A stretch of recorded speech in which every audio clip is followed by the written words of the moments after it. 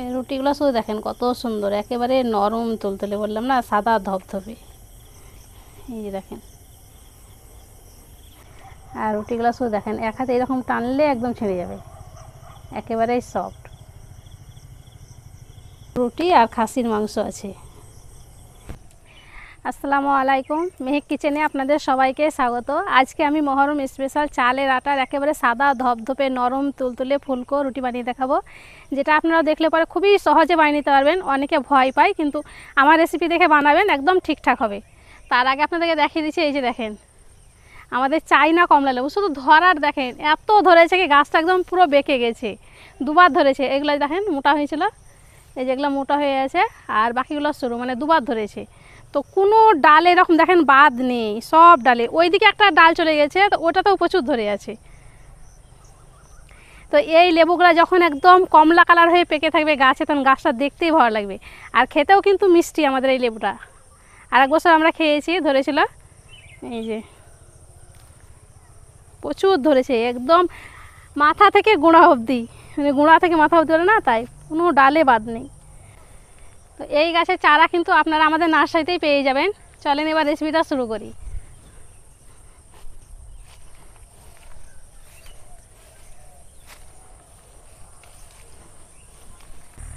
আজকে চালের আটা রুটিটা পানির সঠিক মাপসহ আপনাদেরকে দেখাবো।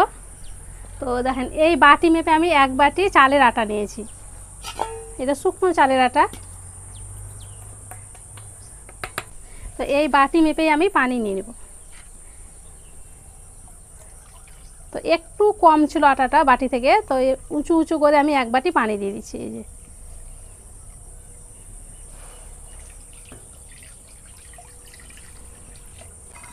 চা চামচের হাফ চামচ মতন দিয়ে দিচ্ছি লবণ, আর চা চামচের এক চামচ দিয়ে দেবো সাদা তেল। একটু সাদা তেল দিলে পরে রুটিটা একদম নরম তুলতুলে থাকবে, খুব বেশি নয়, এক চামচ মতন। এবার পানিটাকে ভালো করে ফুটিয়ে নিব। এদিকে দেখেন পানিটা খুব ভালো মতন ফুটে গেছে। এই যে দেখেন এই রকম করে কিন্তু ফুটিয়ে নিতে হয় পানিটাকে। এবার আমি আতপ চালে আটাটা দিয়ে দিচ্ছি।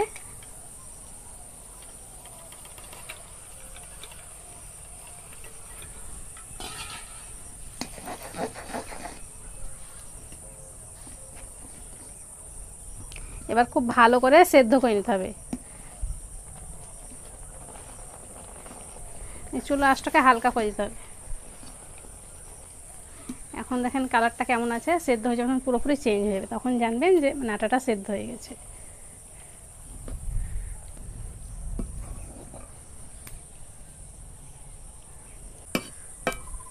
খুব ভালো করে আমি নেড়ে নিয়েছি। এখন কিন্তু শুকনো আটা নেই। এবার ঢাকা দিয়ে এটা একদম হালকা আছে জাল করে নেব 3 থেকে 4 মিনিট। খুব যদি জোরে জালটা দেন তাহলে তলায় লেগে যাবে, কিন্তু হালকা আছে 5 মিনিট জাল করে নিতে হবে। এই যে 5 মিনিট আমি জাল করে নিয়েছি।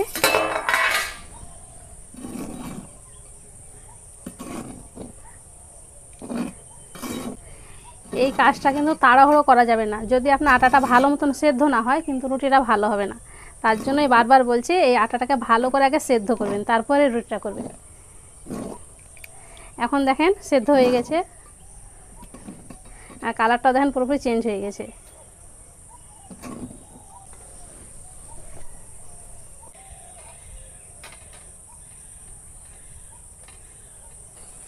আর এটাকে কিন্তু খুব বেশি ঠান্ডা করা যাবে না, গরম থাকতে থাকতেই মেখে নিতে হবে।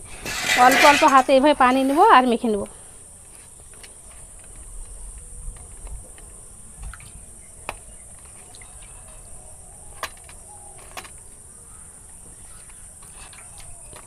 এইভাবে খুব ভালো করে মেখে নেব, একদম সফট করে মেখে নিতে হবে। ডোটাকে আমি খুব ভালো করে মেখে নিয়েছি। এই যে এরকম একদম সফট করে মেখে নিতে হবে। আর এখান থেকে ছোট ছোট লেচি কেটে নিব।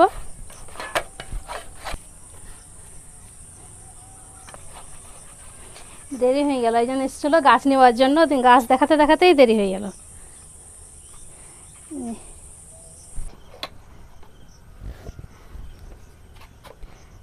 এইভাবে করে এই প্লেটে একটু শুকনো আটা নিয়েছি,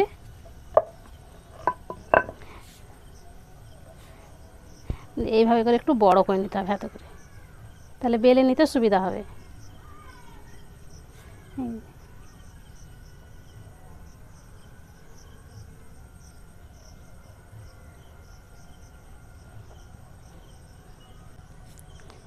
এইভাবে করে আমি সবগুলা করে নিয়েছি। এই যে এবার একটা বেলে দেখাচ্ছি।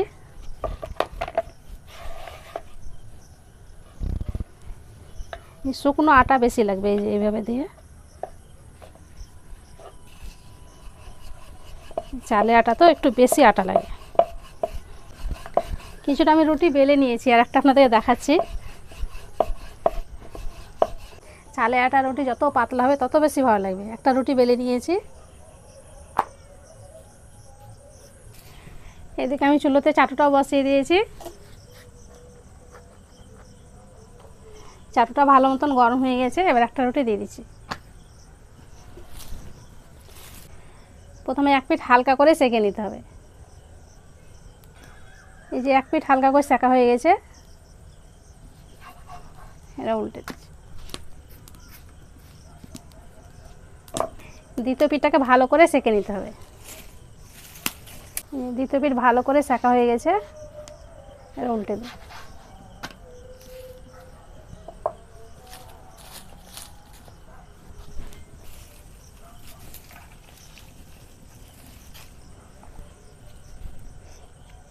কিছুই করতে হবে না, নিজে নিজে খুব সুন্দরভাবে ফুলে উঠবে। এই যে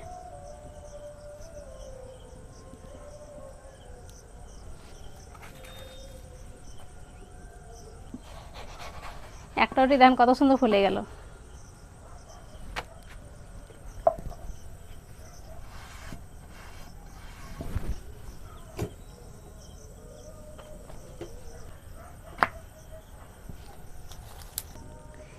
যে এক পিঠ হালকা করে সেঁকে নিয়েছি।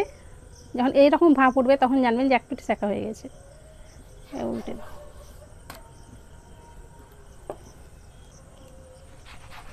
দ্বিতীয় পিঠও সেঁকা হয়ে গেছে, উল্টে দিচ্ছি।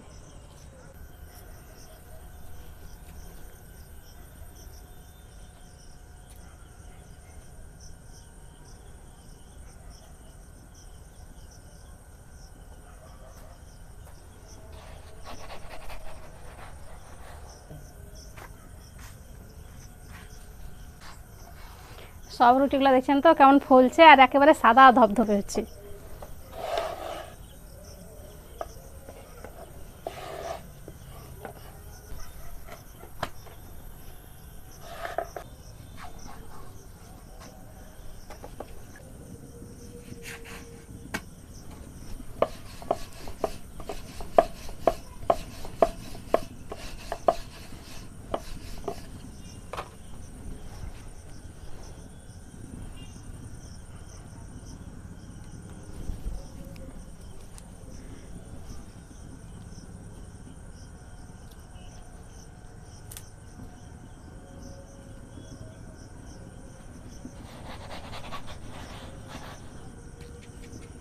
একদিকে রুটি বেলছি আর একদিকে আমার নিজে নিজে রুটি ফুলে যাচ্ছে, তো মানে একটুও পড়ছে না রুটি। মানে যারা নতুন রুটি করছেন তারা কিন্তু আমার রেসিপি দেখে করবেন, একদম সঠিক হবে।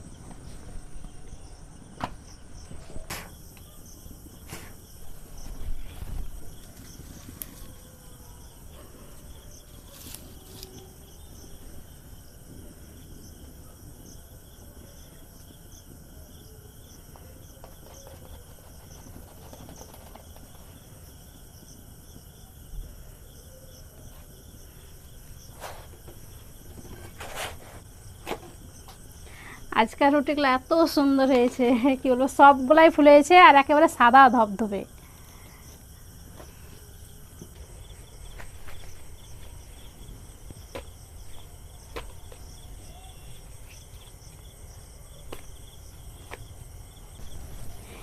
রুটিগুলো শুধু দেখেন কত সুন্দর, একেবারে নরম তুলতুলে, বললাম না সাদা ধবধবে। এই যে দেখেন সব রুটিগুলো এরকমই হয়েছে, নরম তুলতুলে, সবগুলো এত সুন্দর ফুলেছে।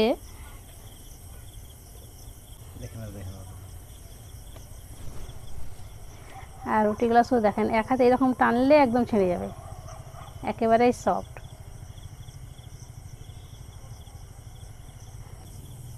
এই যে দেখেন একেবারে নরম তুলতুলে। এই রকম করে বানাবেন, 2 দিন পর্যন্ত এরকম নরম তুলতুলে থাকবে।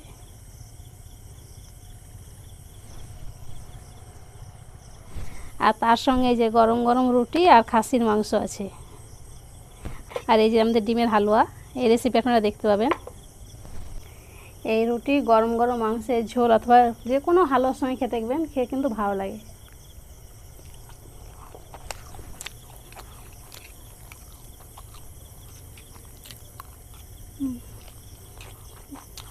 ডিমের হালুয়াটা দেখেন কত সুন্দর হয়েছে, দানাগুলো দেখেন একদম গোল গোল, পুরো দেখে মনে হচ্ছে মিহিদানা।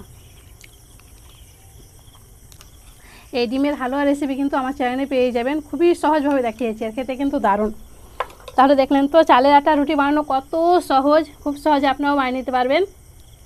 আশা করছি আজকের রেসিপি আপনাদের অনেক ভালো লেগেছে। ভালো লেগে থাকলে প্লিজ লাইক কমেন্ট শেয়ার করবেন, আর আমার চ্যানেলটি অবশ্যই সাবস্ক্রাইব করবেন। সবাই ভালো থাকবেন, সুস্থ থাকবেন, ধন্যবাদ।